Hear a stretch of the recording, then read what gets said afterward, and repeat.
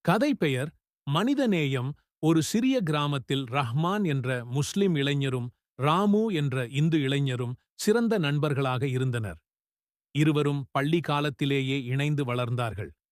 ஒருவரின் வீட்டு சிக்கல்களுக்கு மற்றவர் துணையாக இருந்தார். ஒரு நாள் கிராமத்தில் பெரிய வறட்சி ஏற்பட்டது. நீர் இல்லாததால் மக்கள் கஷ்டப்பட்டனர். பலர் தங்கள் குடும்பங்களை மாற்றி வைக்க ஆரம்பித்தனர். அந்த நேரத்தில் ரஹ்மான் தன்னுடன் சேர்ந்திருந்த நீர் தொட்டியில் ஏற்கனவே சேமித்திருந்த நீரை அவசர தேவைக்கு பகிர்ந்தார். இது மனிதநேயத்தின் நேரம். மதம் பாராட்டக்கூடாது. ராமுவும் தனது வீட்டிலிருந்த சாப்பாடு மற்றும் பசுமை உணவுகளை மற்றவைகளுடன் பகிர்ந்தார். இருவரும் இணைந்து கிராம மக்களுக்கு உதவினார். மதங்கள் வேறாக இருந்தாலும் இதயம் ஒன்றாக இருந்தது.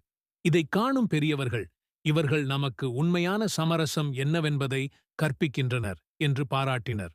முற்றும் இந்த கதையின் போதனை, மதம் நம்மை பிரிக்காது, நம்மை இணைக்கும் உண்மை மதம் மனித நேயம்தான்.